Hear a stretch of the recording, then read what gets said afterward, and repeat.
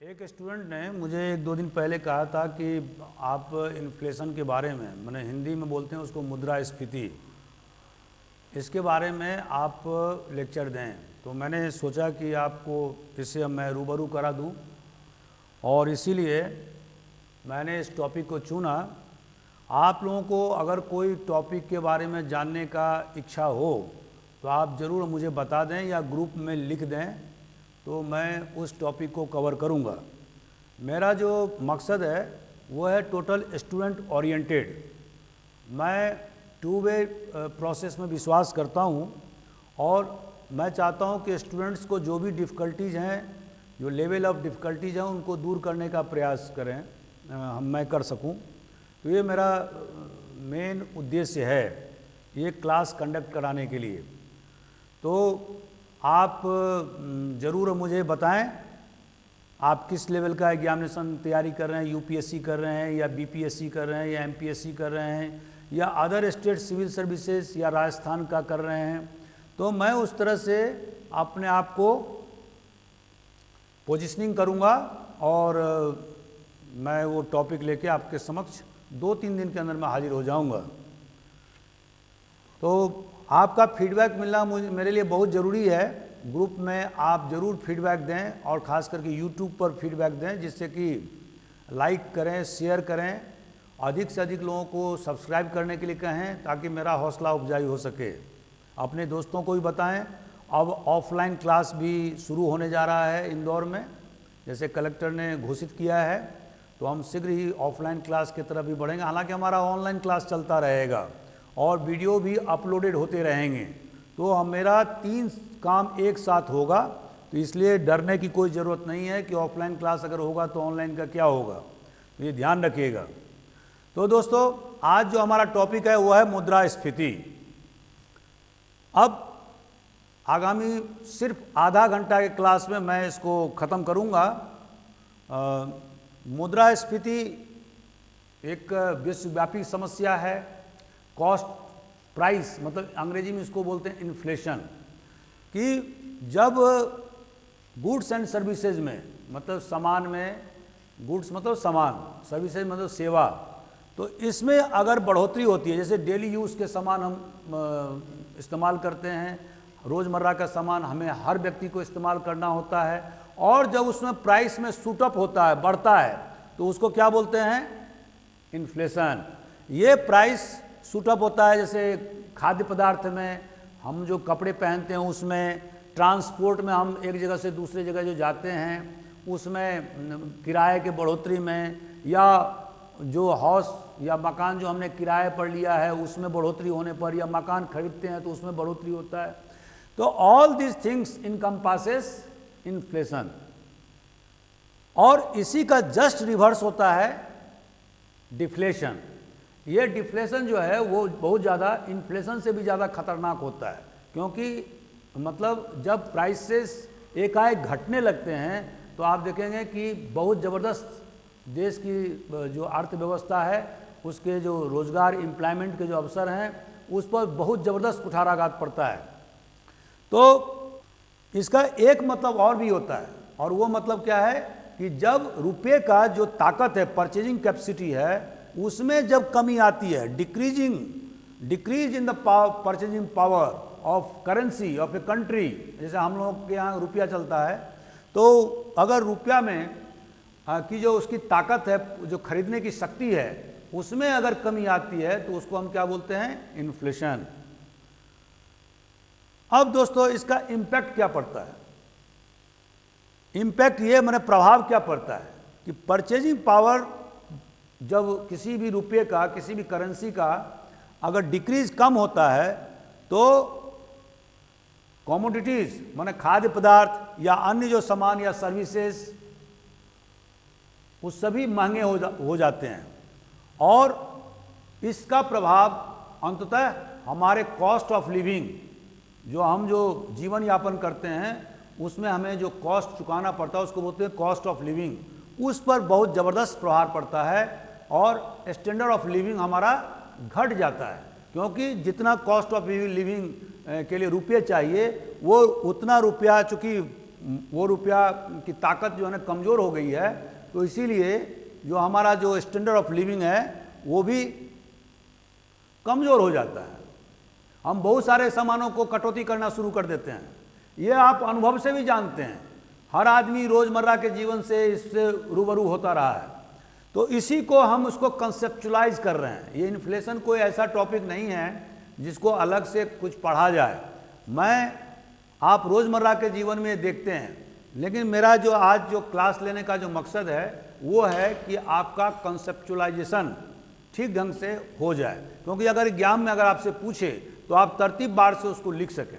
दोस्तों, अभी जो हम जो क्लास ले रहे हैं वो इंडियन इकोनॉमी के जनरल स्टडीज़ का आपका पेपर आपने देखा होगा, यूपीएससी का और एमपीएससी का या other state civil services examination, उस लिहाज से हम अभी आपको लेक्चर दे रहे हैं।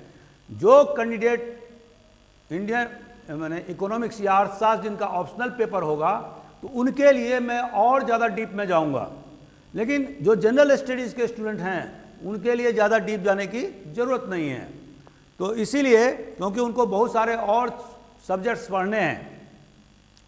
तो दोस्तों, एक इम्पैक्ट तो ये हुआ कि जो हमारा जो जीवन जीने का जो स्टैंडर्ड है उसमें कमी आने लगती है। हम बहुत सारे सामान को कटौती करने लगते हैं कि नहीं, ये सामान नहीं लेना है, वो सामान नहीं लेना है, क्योंकि जो परचेजिंग पावर है हमारे रुपये का, जो हमारे पास रुपया है, चाहे हमें सैलरी के माध्यम से मिला हो, चाहे दूसरे माध्यम से मिला हो, बिजनेस से मिला हो, उसकी ताकत कमज़ोर हो गई है।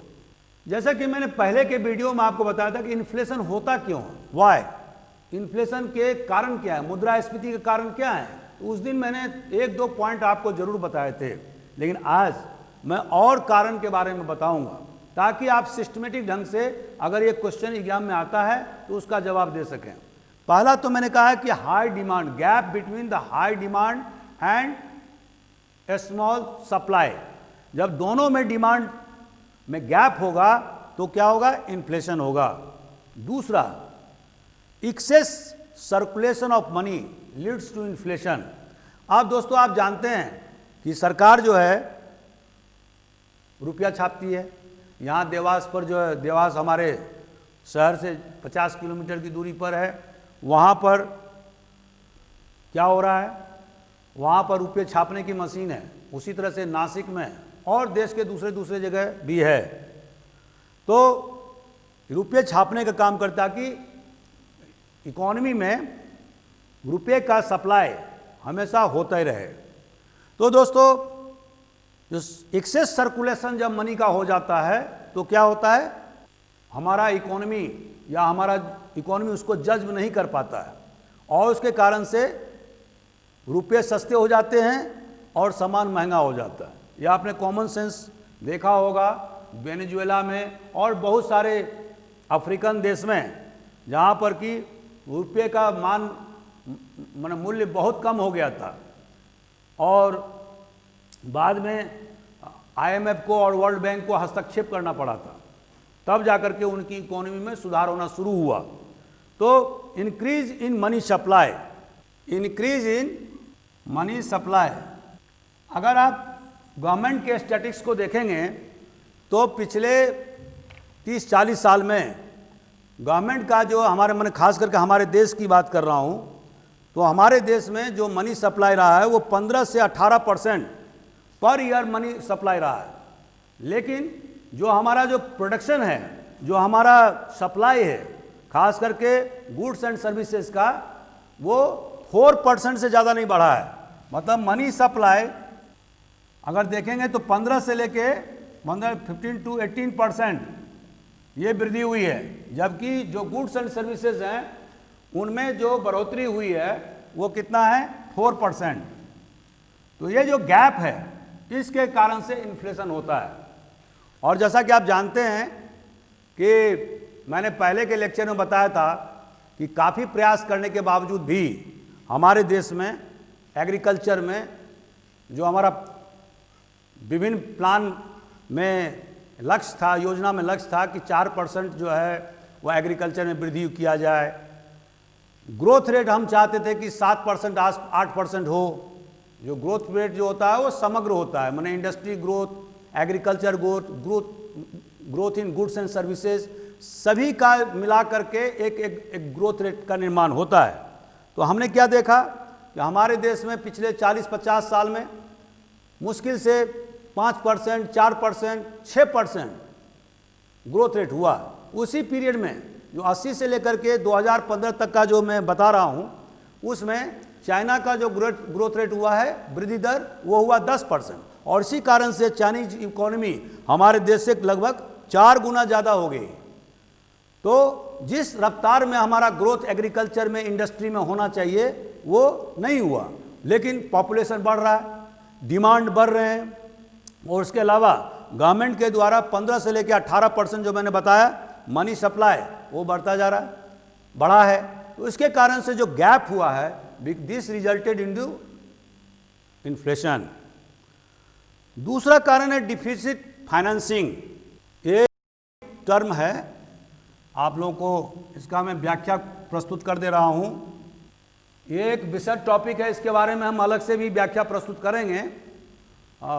तो डिफिसिट फाइनेंसिंग में दोस्तों क्या होता है, जब गवर्नमेंट रेवेन्यू जनरेट नहीं कर पाती है और उसको खर्चा करना है वेलफेयर एक्टिविटी पर, अन्य एक्टिविटीज़ पर, कर्मचारियों को सैलरी देने होते हैं और विभिन्न प्रकार की योजनाओं को क्रियान्वित करना पड़ता है। उसके अलावा बहुत सारे ऐसी योजनाओं को चलाना पड़ता है ताकि गवर्नमेंट ऑफ द डे को लोगों के द्वारा अगले इलेक्शन में वोट दिया जा लोग वोट दे सकें उसको। तो ऐसी स्थिति में जब रेवेन्यू क्रंच है, जब रेवेन्यू मिल नहीं रहा है, तो इस स्थिति में गवर्नमेंट क्या करती है, ओवर स्पेंडिंग करती है। गवर्नमेंट बोरोइंग करती है, बैंक से करती है, पब्लिक बोरोइंग भी कर सकती है, इंटरनेशनल मार्केट से भी या इंटरनेशनल बैंक से बोरोइंग करती है। तो वो जो बोरोइंग करती है, तो ये क्या हुआ कि जितना आपका रेवेन्यू जो आपने अर्न किया, उस रिसीट, जो रेवेन्यू का जो रिसीट हुआ, प्राप्ति हुआ, उससे ज़्यादा आपका खर्चा हो गया। और आप देखेंगे कि बहुत सारे जो हमारे जो योजना साल दर साल उसके जो क्वांटम है उसमें बहुत ज़्यादा वृद्धि हुई है। जैसे कि आपने छठे प्लान में आपने देखा होगा कि 15,000 से ज़्यादा, 15,000 करोड़ से ज़्यादा गवर्नमेंट ने बोरो किया। और उसके अलावा 7th प्लान में हम क्या देखते हैं, 36,000 से ज़्यादा, 36,000 करोड़ से ज़्यादा गवर्नमेंट ने बोरो किया। तो ये जो इतना ज़्यादा जो बोरोइंग किया, मतलब इसको बोलते हैं डिफिसिट फाइनेंसिंग। तो इस कारण से इन्फ्लेशन बढ़ता है, क्योंकि जब मनी सप्लाई मार्केट में ज़्यादा होगा और उसके हिसाब से अगर गुड्स एंड सर्विसेज का सप्लाई मार्केट में नहीं होगा तो रिजल्ट होगा इन्फ्लेशन।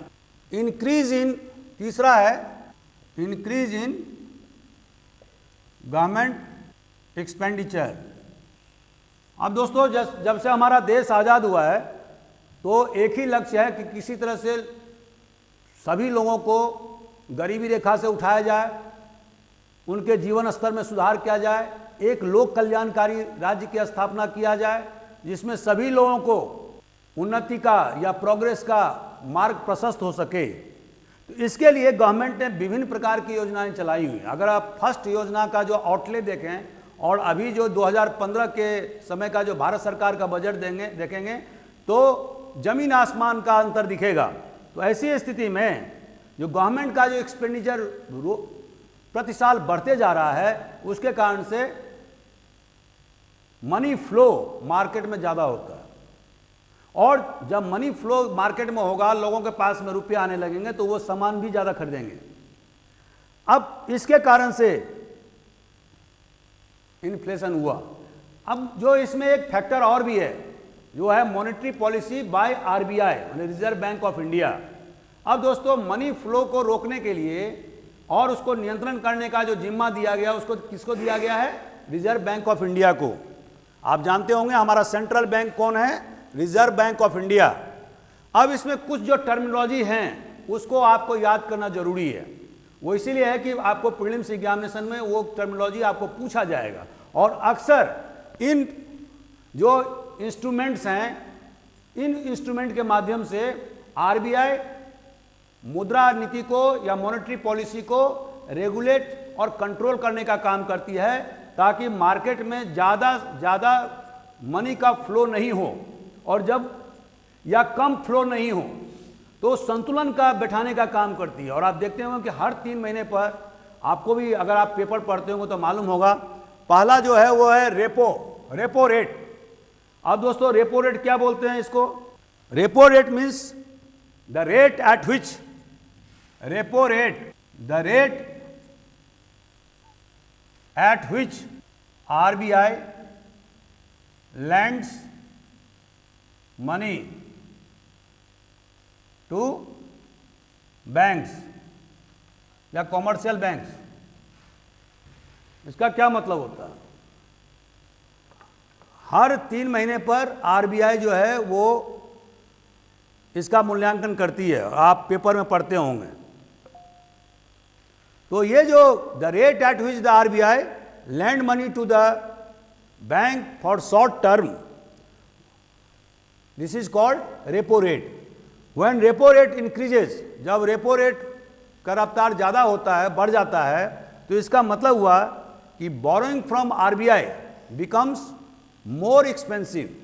अब जैसे कि मान लीजिए कि आरबीआई ने जो लैंड किया, मान लो स्टेट बैंक ऑफ इंडिया को दिया, मान लीजिए 5% के दर पर दिया, आज की तारीख में रेपो रेट मान लीजिए 4% है, तो अगर 4% पर रेट ऑफ इंटरेस्ट दिया तो आप देखेंगे कि वो 1-2% बढ़ा करके ही जनता से जो है रेट पर देगा। जैसे आपको हाउस मकान के लिए लोन लेना है, तो अभी हमने बहुत सारे विज्ञापन देखा कि 7% पर या 6.9% पर, किसी ने 6.75% पर जनता को लोन देने का उन्होंने जगह जगह विज्ञापन दिया हुआ। What does this indicate?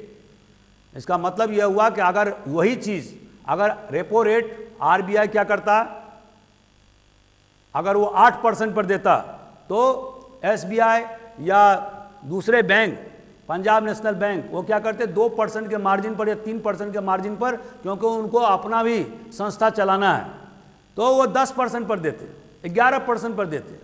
लेकिन अभी जो है, जो जैसे रेपो रेट 4% है, तो उन्होंने क्या किया, बैंक ने, एसबीआई ने या दूसरे बैंक ने, किसी ने 6.5%, किसी ने 7.25%, किसी ने 7%, ऐसा करके जनता को लुभाने के लिए, उनको हाउस लोन देने के लिए जगह जगह विज्ञापन डाला हुआ है।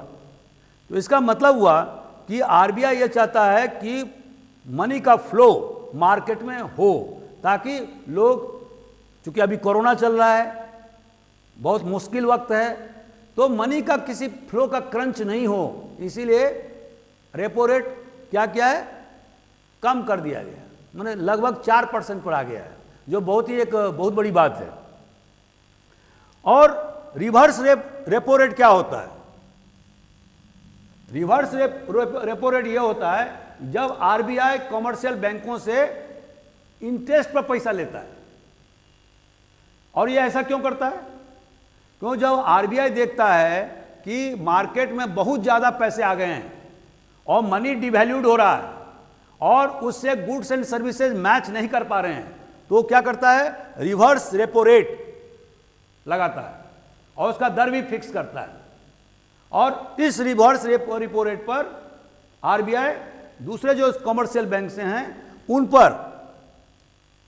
उनसे लोन लेता है, इंटरेस्ट पर लोन लेता है। और बहुत सारे बैंक जो है ना आरबीआई में ही पैसा जमा करना चाहते हैं, क्योंकि जनता को देने या दूसरे को देने से ज़्यादा जो फायदेमंद है और सिक्योरिटी भी है कि आरबीआई के पास आपका पैसा है, तो वो भी कोई आनाकानी नहीं करते। वो पैसा रिवर्स रेपो रेट ये आरबीआई लागू करती है जब उसे लगता है कि मार्केट में मनी का बहुत ज़्यादा फ्लो हो गया है। एक और इंस्ट्रूमेंट है आरबीआई के पास में, वो है कैश रिजर्व रेशियो। ये दोस्तों कैश रिजर्व रेशियो क्या है?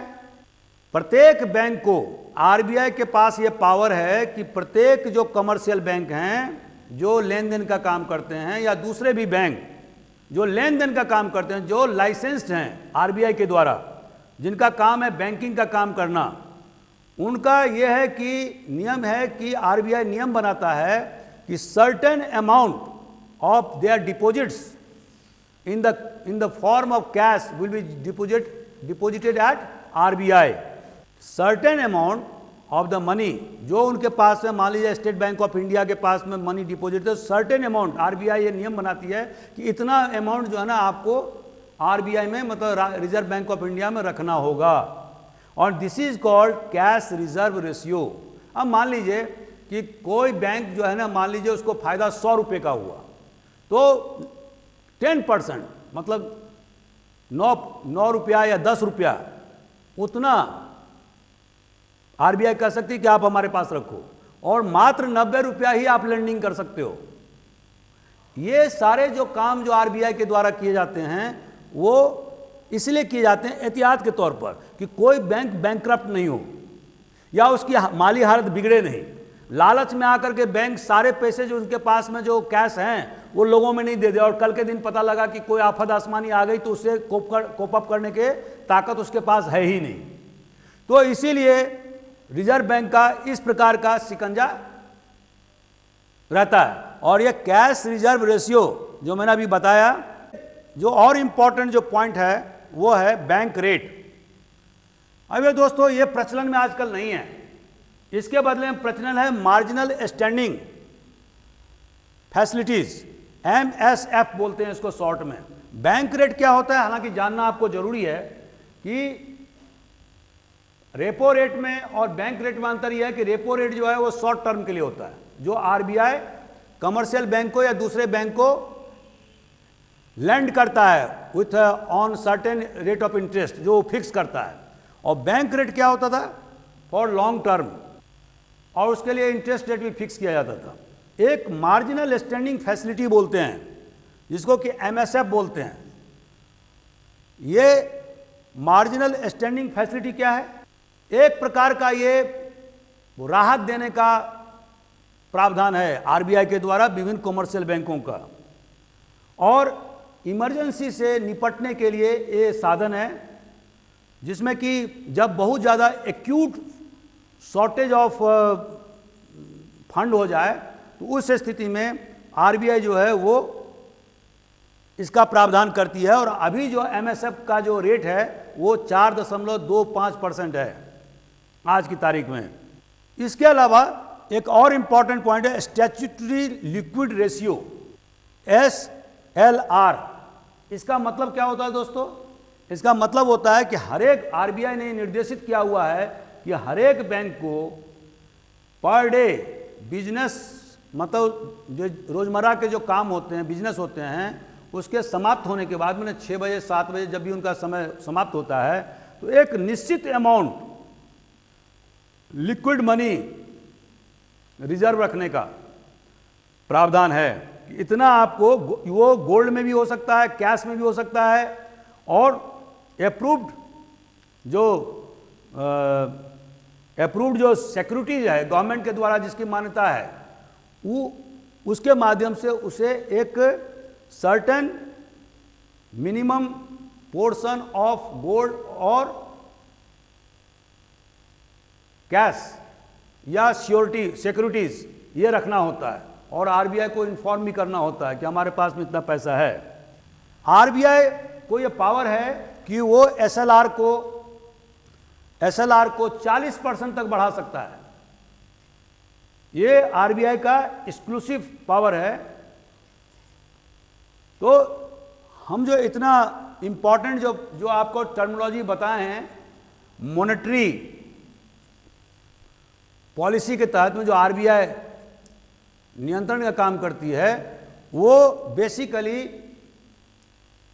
मनी सप्लाई, मनी के फ्लो को नियंत्रण और नियमन मैंने रेगुलेट एंड कंट्रोल काम करती है। क्योंकि आपको मैंने अभी बताया था कि एक जो इन्फ्लेशन का जो एक कारण है वो ये भी है कि ज़्यादा मार्केट में मनी का फ्लो हो जाना और उससे मैचिंग करते हुए गुड्स एंड सर्विसेज पैदा नहीं होना। तो ये इम्पॉर्टेंट फैक्टर है जो इन्फ्लेशन को बढ़ावा देते हैं, और उसी इन्फ्लेशन को रोकने के लिए आरबीआई ये सारे इंस्ट्रूमेंट का सहारा लेती है। दोस्तों, अब इसके बाद में जो एक चौथा फैक्टर जो मैंने कारण बताया था कि इनएडिक्वेट एग्रीकल्चरल एंड इंडस्ट्रियल ग्रोथ। जैसा कि मैंने परसों आपको बताया था कि हिंदुस्तान में जो महंगाई 70 के दशक में, 80 के दशक में इतना हो रहा था, उसका रीज़न ये था कि हमारे देश का जो ग्रोथ है, जो वृद्धि दर है, वो 3%, 4%, कभी कभी 5%, 80 के दशक तक ऐसा ही चलता रहा। और जिस तरह से हमारे देश का पॉपुलेशन बढ़ता गया, तो उसके कारण से लोगों के बहुत ज़्यादा डिमांड हुए, उस अनुपात में इंडस्ट्री में प्रोडक्शन नहीं हुआ, रोज रोज स्ट्राइक होता था, प्रोडक्टिविटी कम होती थी, पब्लिक सेक्टर के हाल बुरे हो गए थे। जो मैंने आपको प्राइवेटाइजेशन और लिबरलाइजेशन के टॉपिक के समय में बताया था कि क्यों भारत सरकार लिबरलाइजेशन की तरफ या उदारीकरण की तरफ 1991 में गई, क्यों उसे प्राइवेटाइजेशन करना पड़ा और अपने पॉलिसी, अपने इकोनॉमी को ग्लोबल मार्केट में से इंटीग्रेट करने के लिए विवश होना पड़ा। तो उसका रीज़न ये है कि हमारा जो जैसे फूड प्रोडक्शन है, जो आप 47 से लेकर के इवन जो 2000 ईस्वी तक देखेंगे तो फूड प्रोडक्शन जो है वो 3.2% से ज़्यादा नहीं हुआ। लेकिन इसी पीरियड में आप क्या देखते हैं कि बहुत ज़्यादा पॉपुलेशन भी बढ़ता गया और जिसके कारण से फूड शॉर्टेज होते गए। हालांकि हमने ग्रीन रिवॉल्यूशन शुरुआत कर दिया था और पंजाब, हरियाणा और यूपी, पश्चिमी यूपी में इसकी ज़बरदस्त शुरुआत हुई। बाद में तमिलनाडु और आंध्र प्रदेश में राइस प्रोडक्शन में भी बहुत ज़बरदस्त शुरुआत हुई। लेकिन अभी भी हिंदुस्तान का जो 55% हिस्सा है वो ड्रॉट प्रोन एरिया है। बहुत 2 साल 3 साल के बाद में वहाँ पर ज़बरदस्त अकाल पड़ जाते हैं और इसके कारण से हम क्या देखते हैं कि खाद्य पदार्थ में महंगाई। उसी तरह से जो इंडस्ट्रियल प्रोडक्ट्स हैं उसमें भी हम देखते हैं कि जो हमें जिस लेवल पर हमको प्रोडक्ट करना चाहिए, जिससे चाइना ने किया 80 के बाद से, उतना हम नहीं कर पाए और जिसके कारण से मिसमैच हुआ और यही रीज़न था महंगाई होने का।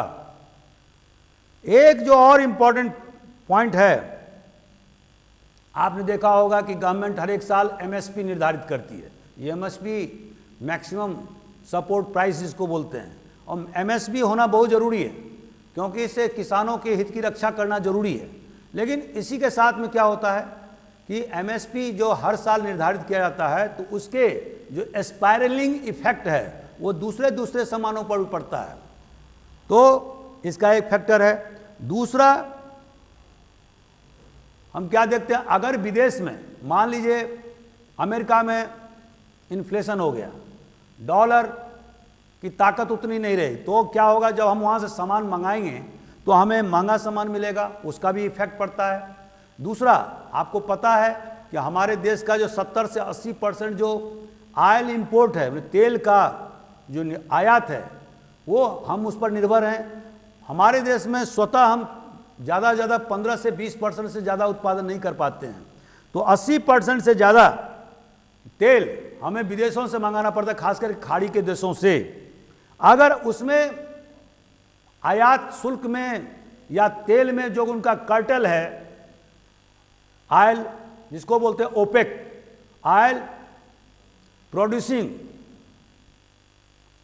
OPEC, oil producing exporting countries, तो ये जो ओपेक कंट्रीज हैं अब उन्होंने एक कार्टेल बना के रखा हुआ है।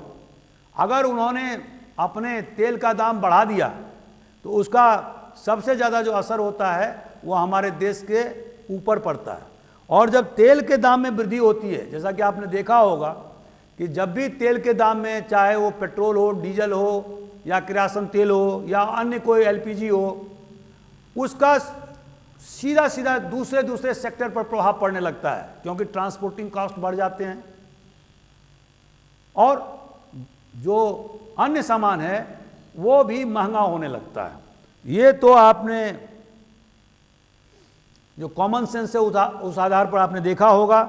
और इसके अलावा जो गवर्नमेंट अपने टैक्स उगाही करने के लिए, आप जानते होंगे कि चूंकि बहुत सारे गवर्नमेंट को वोट लेने होते हैं दूसरे बार चुनाव जीतने के लिए, तो लोक लुभावन पॉलिसी उन्हें अख्तियार करना पड़ता है जनता को फ्री में बहुत सारे चीज़ बांटने होते हैं। अब ये सामान तो कहीं आकाश में मिलता नहीं है, तो उसके लिए वो क्या करते हैं, टैक्सेस लगाते हैं। जैसे आप देखेंगे कि जैसे कि एक्साइज ड्यूटी में बढ़ोतरी कर दिया।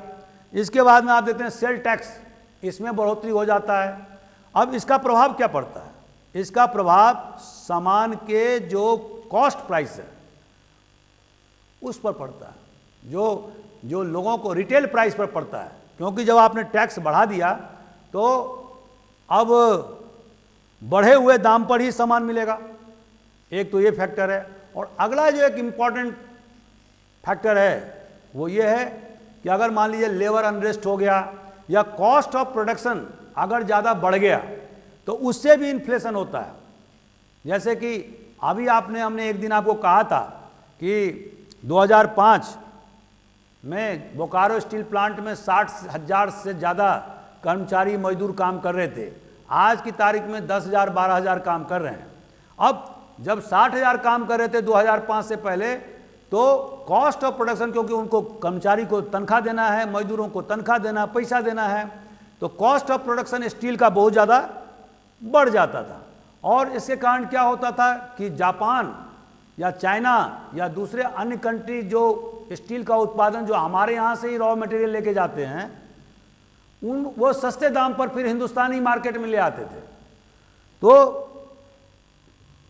अब अगर कॉस्ट ऑफ प्रोडक्शन को अगर घटाएंगे तभी जो है इन्फ्लेशन भी या सामान के दाम जो है वो भी कम होगा। तो मैं समझता हूँ कि बहुत सारे इम्पोर्टेंट पॉइंट्स मैंने आपको बता दिए। अभी आप लोगों को अगर कोई पॉइंट हो तो आप ज़रूर हमसे डिस्कस करिए। Thank you.